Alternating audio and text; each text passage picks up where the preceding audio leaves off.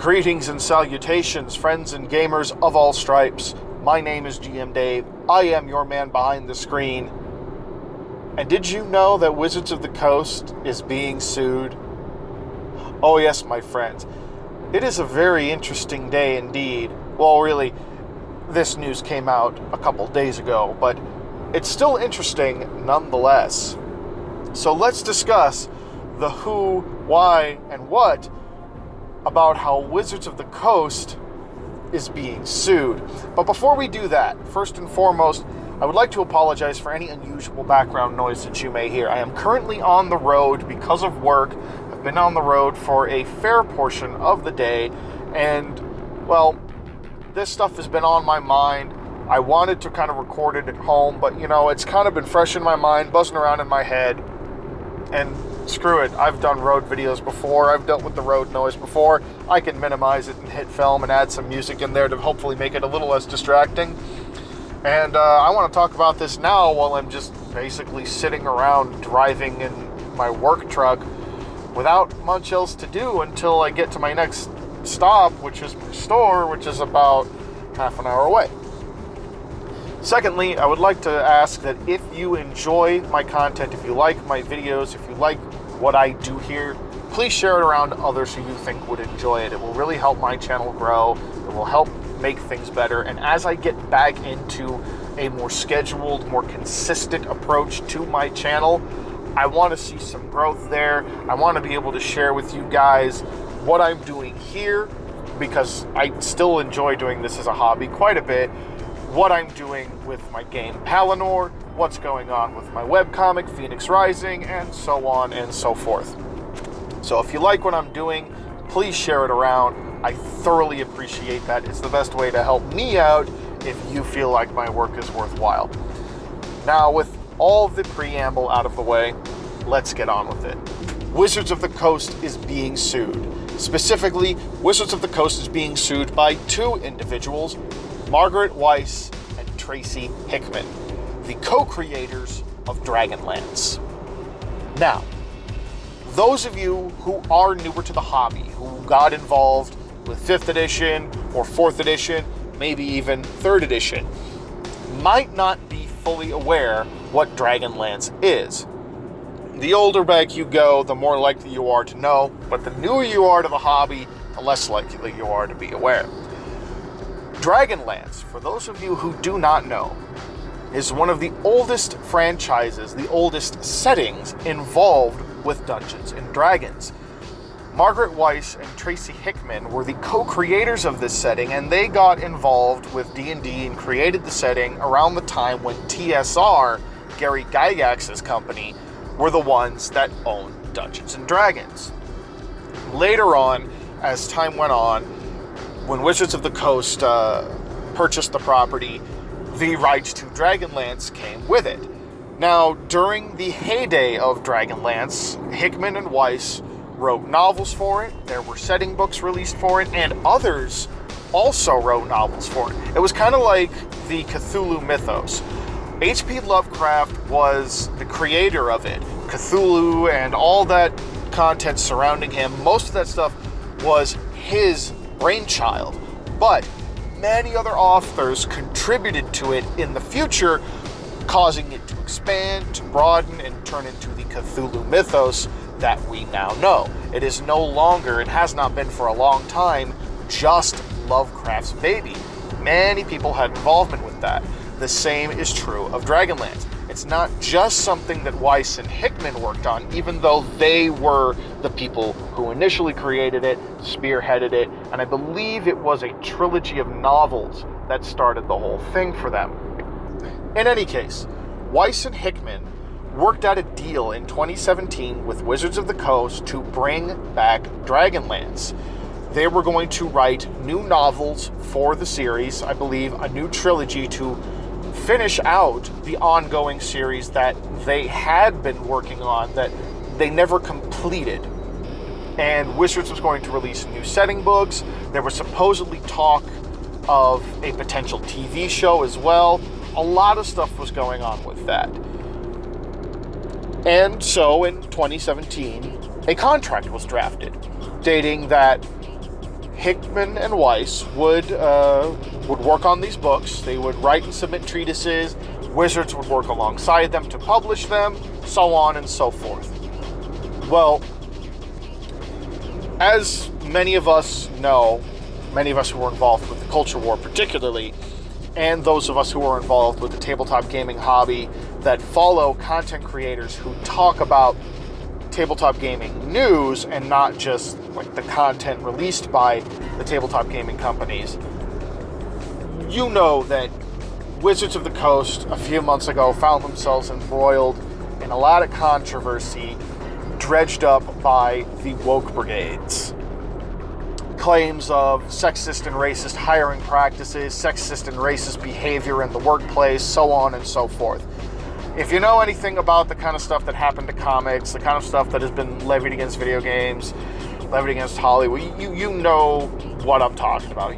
We've all heard these things before. If we have any involvement at all with the culture war, and if you're on the internet watching anything even remotely related to politics, current events, or pop culture, you've at least heard a little something about the culture war. You've heard about a bunch of Karens clutching their pearls, screeching about this and that being problematic and being an issue, blah, blah, blah, yada, yada, yada, bitch, bitch, whine, whine, moan, moan, cry. We've seen the game. We know how it's played. I'm not going to beat that dead horse. In any case, during the midst of all of this, when Wizards was releasing their statements about making their content more woke, about how they were going to label old content as being potentially racist and offensive and xenophobic and banning old Magic cards and all kinds of other ridiculous nonsense. During all that time when they were trying to basically commit to damage control for all the controversy they found themselves surrounded by, according to the court documents from the case that Weis and Hickman have brought forward, Wizards inexplicably dropped their contract. Now, from what I've read, Wizards was apparently not permitted to do that. Apparently, from what I have read and what I understand, the contract was pretty ironclad. And so, Weis and Hickman are taking them to court for breach of that contract. And the punitive damages that they are pursuing, based on the projected revenue they would have received, is $10 million. Excuse me. $10 million. Now, do I expect that they're actually going to win the case and get the full $10 million? No, I don't think they're going to get a full $10 million out of that. That seems highly unlikely to me. I personally think it's much more likely that as this goes forward, Wizards is going to attempt to settle out of court and commit to some kind of a payout to sweep this whole thing under the rug, because that's what companies tend to do. Anytime companies find themselves in murky waters, faced with some legal challenge like this, their go-to strategy is to settle out of court so that they can sweep the thing under the rug, avoid paying their legal teams, avoid paying out the bigger sum if they lose, and avoid losing face by having these cases go more public. Now, I hope that it goes to court. I hope that it already technically has gone to court, but I hope it goes to proper trial. I hope Wizards of the Coast are taken to task for this. I hope Weis and Hickman win. I am absolutely a pro-creator kind of guy. I don't like the kind of bullshit that these big companies have been pulling. We already know this. If you've watched my Wizards of the Coast are Cowards videos that I released a few months ago, you already know my feelings on wokeness. You already know my feelings on when companies bend over backwards for this kind of shit. You already know my feelings on what we should do about it, and how we should speak out against it, how we should show these people with our wallets, the most powerful weapons we have, our speech and our wallets, that we're not going to accept this by not buying their products and calling out their bullshit. So yeah, obviously I hope Weis and Hickman are able to take this all the way and win their case. Are they going to be able to do that? At this point we can't say. This is a very new revelation. It is, I believe, only been 2 days since the first stories about this have been dropped. And by the way, make sure to check the description box, and if you're on YouTube, I will have a pinned comment as well. I'm going to have a link available to one of the articles. It was one of the first articles written about this, and in my opinion, one of the better articles written about it, short as it is. And the court documents, so that you can peruse those at your leisure. I highly recommend you do so. So that way you know a bit more about what's going on. And this weekend, time permitting, to most likely on Sunday, if I can find the time to do so, I am also going to try to actually go over those court documents a little bit in a video explaining, what's being said about them and how all that's going to go down. We'll see if I end up actually having the time for that, but fingers crossed that I'll be able to make that happen. In any case, what is the significance of this whole thing? Well, apart from the fact that it's just Wizards of the Coast being taken to court for their shady business dealings, which I appreciate, because Wizards has started to become kind of infamous for their shady business dealings. Not as much so as Games Workshop is, but it's gotten pretty infamous how shifty they have been in terms of the way they do business. And I am glad to see that these two creators, Weis and Hickman, are willing to try and take them to task for that. I really appreciate that as someone who is adamantly pro-creator, who much prefers independent creation, I stand in the corner of creators. I'm a creator. I'm trying to make my own game even.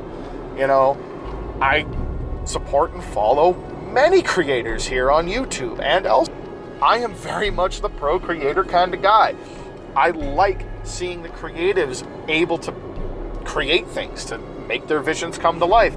And I don't much care for it when the companies that are meant to help them do that pull shit like this that screws them over. But apart from that, why is this significant? Why is this interesting? Well, because one of the interesting things that is noted about this case is that supposedly, even though this contract was low-key dropped in the midst of the controversies that were swirling around Wizards a few months ago, the claim is that supposedly the whole wokeness thing has absolutely nothing to do with this contract having been dropped. Personally, I don't believe that for one fucking second. I absolutely do not buy that wokeness had no involvement with this contract being dropped. Now, did it have direct involvement with the contract being dropped? I don't think so. But I do think it was an indirect major factor as to why it happened.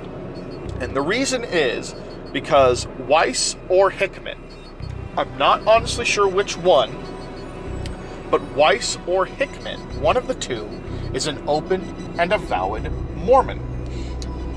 And if you know anything at all about Mormonism, you know that it is a derivative of Christianity. It is a subsect of Christianity. It's one that a lot of Christians don't agree with, and it's one that Mormons themselves will often say, "Oh, we're not Christians."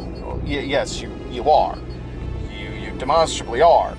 If your faith centers around worship of Christ, you are a Christian by definition. But nevertheless, that's besides the point.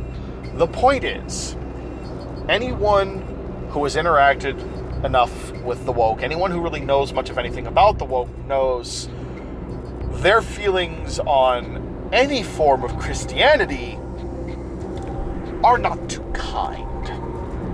In fact, one might say they outright hate Christianity. One of those people who would say that is myself, honestly. So, would that alone be reason enough to give Wizards pause, to make them think about dropping this contract? Maybe.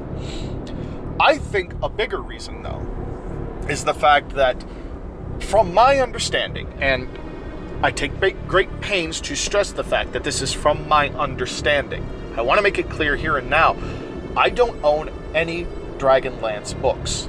Be they setting books, be they the novels, I don't own any of it. I've never read DragonLance, I've never played in the DragonLance setting. My knowledge of DragonLance is tertiary. It's based on information that I have read about it over time and information that I have heard about it over time. Well, one particularly interesting piece of information I've heard is that apparently a lot of the concepts and plot points in certain aspects of the DragonLance novels written by Weis and Hickman are based off of Mormonism. And considering that one of them is an open and avowed Mormon, I mean, yeah, that kind of makes sense. It's common for authors to draw inspiration from their own lives, from many aspects of their own lives, their faith being one of those. Particularly if you're talking about a fantasy setting, you know, ideas of faith and magic and all that stuff, mythology, all those things that we draw from world mythology, that's all taken from faith, religious faith, things like that. It makes perfect sense that the DragonLance novels would have been based around aspects of the Mormon faith, given that one of the authors, possibly both, but at least one of them, again, I will stress, I don't know all that much about them. I just know that at least one of them is Mormon. So yes, it makes sense that there would be elements of that in the novelizations, in that world, in that setting. That fact, I think, is part of the reason why Wizards decided to just drop the contract, even though they were in the midst of actively receiving treatises and sending back edits, suggestions to Hickman and Weis.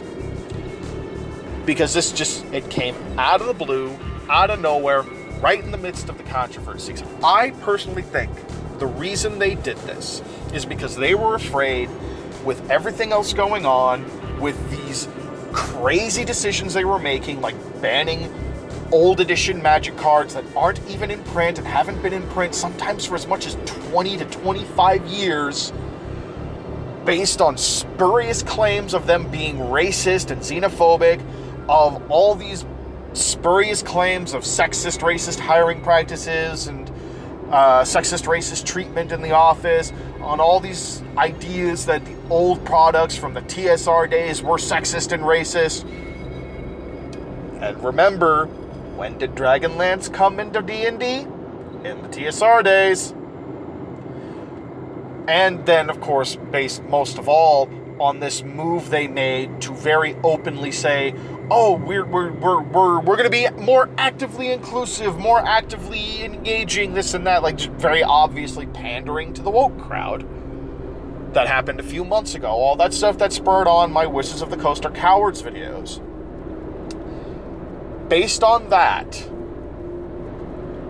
I think that the reason they felt the need to do that was they were afraid if they went forward with the DragonLance deal, if they didn't just quietly drop it then, and they went ahead and released it, that the woke crowd would have used that as a new point of attack against them and would have found excuses for why it was a problem. They would have started making spurious claims about Hickman and Weis, because that's what they do. That's how they act.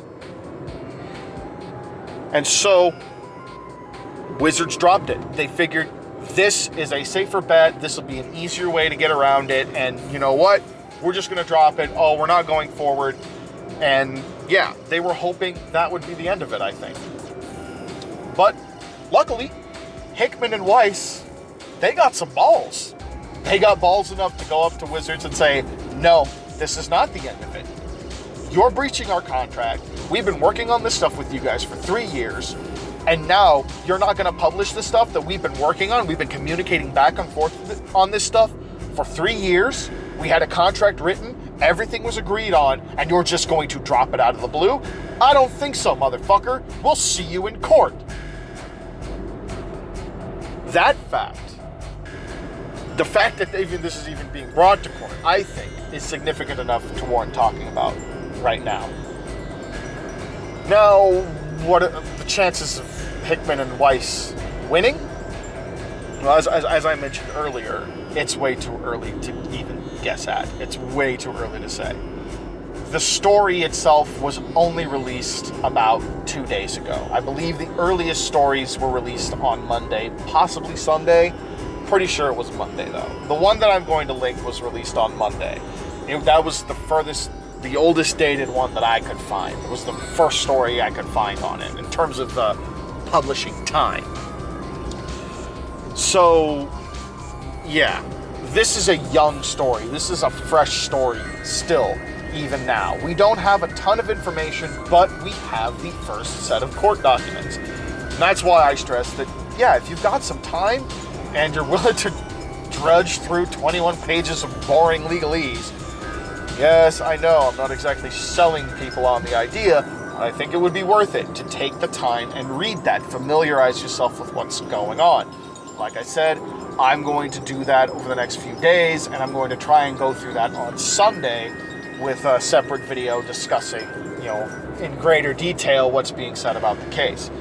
But I think this is a significant thing because while our greatest weapon against this mad woke culture is still speaking out against it openly, loudly, and frequently, despite the risks, that is still by far our best weapon against it.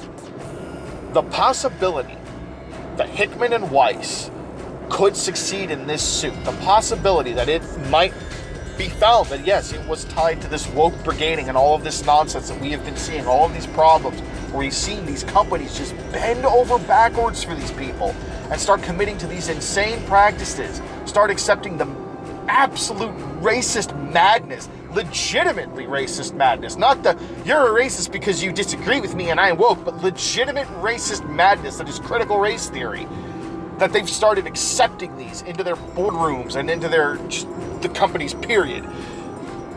The fact that Hickman and Weis are willing to bring them to court for such a hefty amount and fight for this, and I really hope they do. I really hope they don't take a settlement. I really hope they can bring forth a strong enough case that they can take Wizards to task for this. I really hope so. If they can make that happen, that's going to be absolutely huge, because that means that's a potential precedent being set that these lunatics, that these companies who are bending over backwards for these lunatics can have legal action brought against them for the bullshit that they pull in the face of that. It's the exact same, it's partly the exact same reason why I supported and still support Vic Mignogna's case against Funimation for the same sort of stuff, for the kind of crap that was pulled against him, for the interference with his contract. Why I support your boy Zach, formerly Diversity in Comics, with his case against oh god, why am I forgetting the name? Well, because the dude's forgettable. That jackass from Marvel who tortiously interfered with Zach's contract with Antarctic Press, I think it was. It's why I support these legal actions, because that is another very strong, powerful arrow to have in our quiver against these people, these lunatics who are trying to just screw with and screw up all these aspects of life that we're actually involved with, that we actually legitimately enjoy, that these people not only don't care about, but actively hate. They don't involve themselves in these hobbies. They don't play the games. And they'll admit to it. After a while, when they're grilled, the vast majority of them admit to this. And I know, I've covered this fact before. These people don't care about these hobbies. They don't care about the people involved in them. They just want power. They just want clout. They just want the ability to take it over and destroy it, because that's how they get their fucking rocks off. You know what? I don't want to let them do that. I don't think most of you want to let them do that. And I honestly don't think that Hickman and Weis want to let them do that, because otherwise, I don't think they would be bringing Wizards to court like this. But then again, I might be wrong about that. After all, $10 million in projected revenue loss? That's a big number. But in any case, that's all I've got for you today, friends and gamers of stripes. Please tell me what your thoughts are on this whole situation in the link down below. Or, excuse me, in the link down below, in the comments down below. But pay attention to the comments and make sure to read that article. And if you've got that time, I really do encourage you, read the court documents. Yes, it's going to be boring. Yes, it's going to be legalese. But it's good to familiarize yourself with these things. It's good for all of us to familiarize ourselves with these things so that we know what's happening. We have an idea of why this is going on, how people like Hickman and Weis, creators who had contracts, were screwed out of contracts likely because of the woke brigade, whether directly or indirectly, are fighting against this. It's good to familiarize yourselves with these things, I think. So check out those comments, those links in the pinned comment down below or in the description box if you're not on YouTube. Please, again, if you like my content, if you like what I'm doing here, like the video, share it around, subscribe, open the description box, follow me on social media. Following me on my other social media presences is the absolute best way to get notified of when my content goes live, especially on YouTube, because YouTube notifications are about as reliable as dog shit these days. I'm also going to be making a more concerted effort to share out my BitChute links because of that fact. You cannot trust YouTube is going to work properly anymore. It's an absolute mess at this point. So I'm going to be sharing around my BitChute links alongside the YouTube links to give you the choice more actively on which platform you would prefer to watch my content on.